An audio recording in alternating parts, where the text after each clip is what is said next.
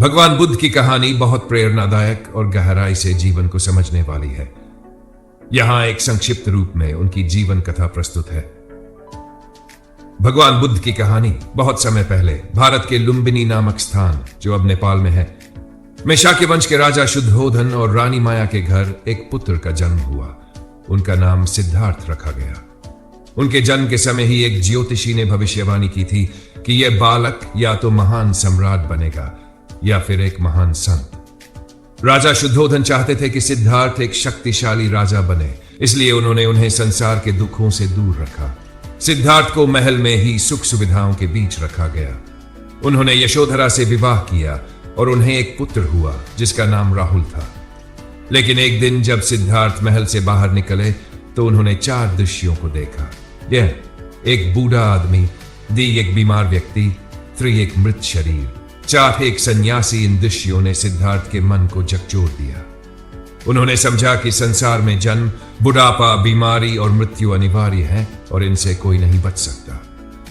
उन्होंने रात के समय अपनी पत्नी और पुत्र को बिना बताए महल त्याग दिया और सत्य की खोज में निकल पड़े। कई वर्षों तक कठोर तपस्या करने के बाद उन्हें गया में बोधि वृक्ष के नीचे ध्यान करते हुए ज्ञान की प्राप्ति हुई। वे सिद्धार्थ से बुद्ध बन गए, यानी बोध प्राप्त व्यक्ति। इसके बाद उन्होंने सारनाथ में पहला उपदेश दिया और 4 आर्य सत्यों की शिक्षा दी। 1. जीवन दुख में है, दुख का कारण है तृष्णा, दुख का अंत संभव है निरोध। दुख से मुक्ति का मार्ग है अष्टांगिक मार्ग। उन्होंने अहिंसा, करुणा और मध्यम मार्ग का संदेश दिया। उनका धर्म उपदेश केवल ज्ञान ही नहीं बल्कि आचरण की प्रेरणा भी था। इसी वर्ष की उम्र में उन्होंने कुशीनगर में महापरिनिर्वाण प्राप्त किया। अगर आप चाहे, मैं इस कहानी को और विस्तार में या किसी विशेष शैली जैसे चुमों के लिए कहानी के रूप में संवादों के साथ आदि में भी लिख सकता हूं।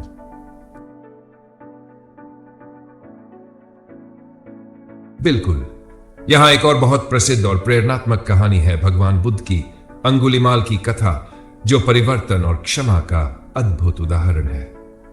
अंगुलिमाल की कहानी।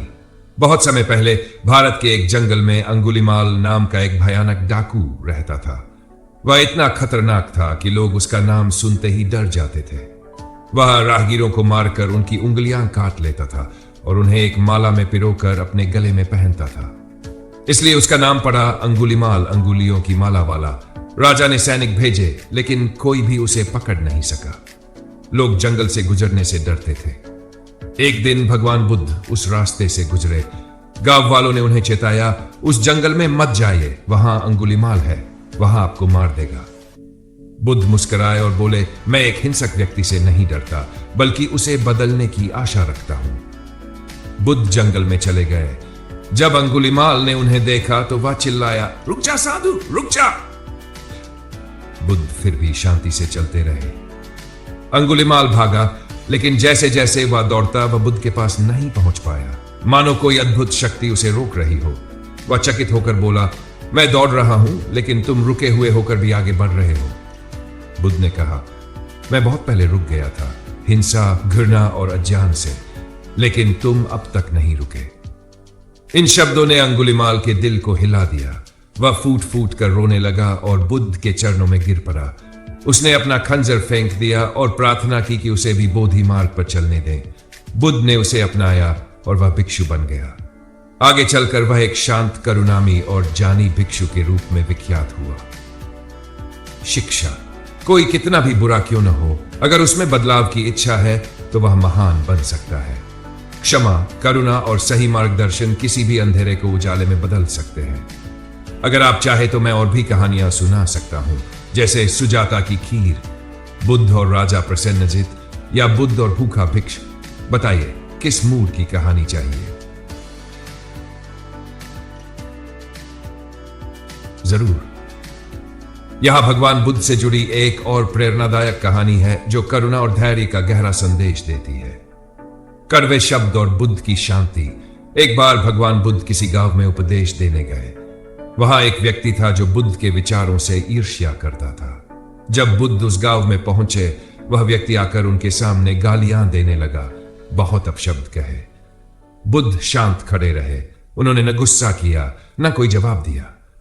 व्यक्ति को लगा कि शायद बुद्ध डर गए हैं या उन्होंने सुना नहीं। उसने और तेज आवाज में उन्हें अपमानित किया। कुछ देर बाद जब वह थक गया और चुप हो गया, तब बुद्ध ने शांति से पूछा, अगर कोई तुम्हें उपहार दे और तुम उसे लो तो वह उपहार किसके पास रहेगा? वह व्यक्ति बोला, जिसने दिया उसी के पास। बुद्ध मुस्कुराए और बोले, ठीक वैसे ही तुमने मुझे अपशब्द दिए, लेकिन मैंने उन्हें स्वीकार नहीं किया। अब वे तुम्हारे पास ही है। यह सुनकर वह व्यक्ति शर्मिंदा हो गया। उसके मन में बुद्ध के लिए आदर जागा और उसने उनके चरणों में सिर झुका दिया। शिक्षा। बुद्ध सिखाते हैं कि क्रोध का उत्तर क्रोध नहीं होता। अगर हम दूसरों की नकारात्मकता को न स्वीकार करें तो वह हमारी शांति को नहीं बिगाड़ सकती। करुणा और संयम से बड़ा कोई जवाब नहीं। अगर आप चाहे तो और भी कथाएं बता सकता हूं, जैसे अंगुलिमाल की कथा, सुजाता की खीर, किसी राजा की बुद्ध से मुलाकात, या फिर संघ में दिए गए बुद्ध के उपदेशों पर आधारित प्रसंग। बताइए किस प्रकार की कहानी चाहिए? प्रेरणात्मक, बच्चों के लिए, या गहराई वाली दार्शनिक कथा?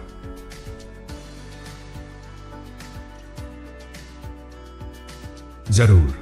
इस बार एक सुंदर और सरल लेकिन गहरी सीख देने वाली कहानी पेश है, सुजाता की खीर। यह कहानी भगवान बुद्ध के जीवन में एक मोड़ का प्रतीक है। सुजाता की खीर एक मोड़ की कहानी। जब सिद्धार्थ बुद्ध ज्ञान की खोज में निकले थे तो उन्होंने कई वर्षों तक कठोर तप किया। वे जंगलों में भूखे प्यासे ध्यान करते रहे। धीरे धीरे उनका शरीर कमजोर होता गया, लेकिन उन्हें अब भी सत्य की प्राप्ति नहीं हुई थी। एक दिन वे बहुत थक चुके थे। शरीर इतना दुर्बल हो गया था कि वे चल भी नहीं पा रहे थे। उन्होंने एक पीपल के पेड़, जिसे बाद में बोधि वृक्ष कहा गया, के नीचे बैठने का निश्चय किया और सोचा, जब तक मुझे सत्य की अनुभूति नहीं होती मैं यहां से नहीं उठूंगा। उसी समय पास के गांव में एक युवती रहती थी, सुजाता। उसने एक व्रत रखा था कि अगर उसकी मन्नत पूरी हुई तो वह जंगल में एक तपस्वी को खीर का भोग चढ़ाएगी। उसने सुंदर सोने की कटोरी में दूध और चावल से बनी स्वादिष्ट खीर तैयार की और जंगल की ओर चल पड़ी। उसने देखा एक शांत और तेजस्वी तपस्वी पीपल के पेड़ के नीचे ध्यानस्थ बैठे हैं। उसने उन्हें खीर अर्पित की।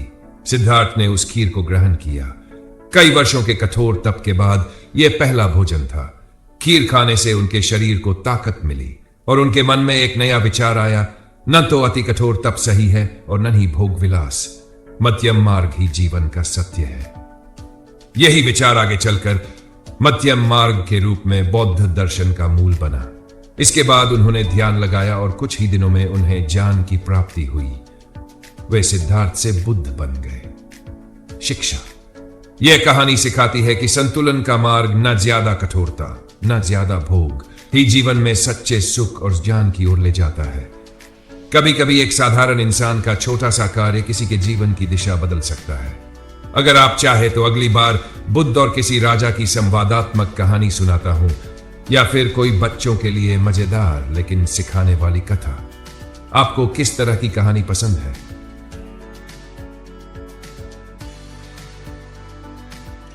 बहुत अच्छा। अब मैं आपको भगवान बुद्ध की एक और प्रेरक और थोड़ी रोचक कहानी सुनाता हूं, क्रोधित व्यक्ति और बुद्ध। यह कहानी क्रोध पर नियंत्रण और आत्मशक्ति का गहरा संदेश देती है। क्रोधित व्यक्ति और बुद्ध की कहानी। एक दिन भगवान बुद्ध एक गांव में प्रवचन दे रहे थे। वहां एक व्यक्ति आया जो उनसे बहुत चिढ़ता था। वह सोचता था कि बुद्ध लोगों को भटका रहे हैं और पुराने रीति रिवाजों का अनादर कर रहे हैं। वह सीधे बुद्ध के पास गया और सबके सामने उन्हें बहुत बुरा भला कहने लगा। तुम झूठे हो, पाखंडी हो, तुम्हारा जान भ्रम है। बुद्ध चुपचाप उसकी तरफ देखते रहे। न उन्होंने कुछ कहा, न कोई प्रतिक्रिया दी।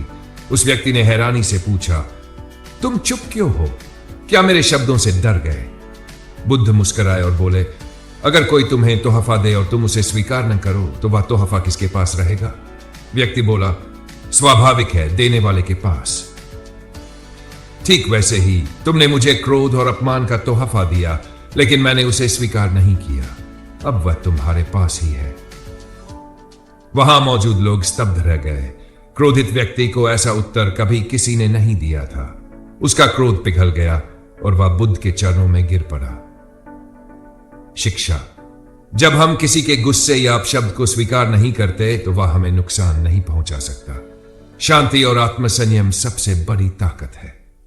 अगर आप चाहें तो अगली बार बुद्ध और राजा बिम्सार, किसी बालक की प्रश्नोत्तरी या बुद्ध और एक दुखी मां की करुणा कथा, किसा गौतमी की कथा सुना सकता हूं। बताइए किस तरह की कहानी में आपकी रुचि है? दर्शन, करुणा, बच्चों के लिए सरल शिक्षा या राजाओं और बुद्ध के संवाद?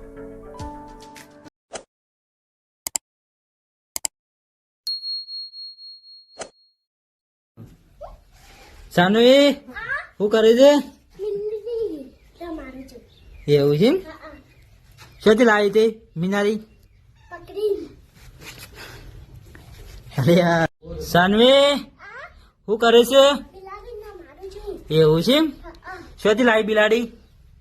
શું કરે છે?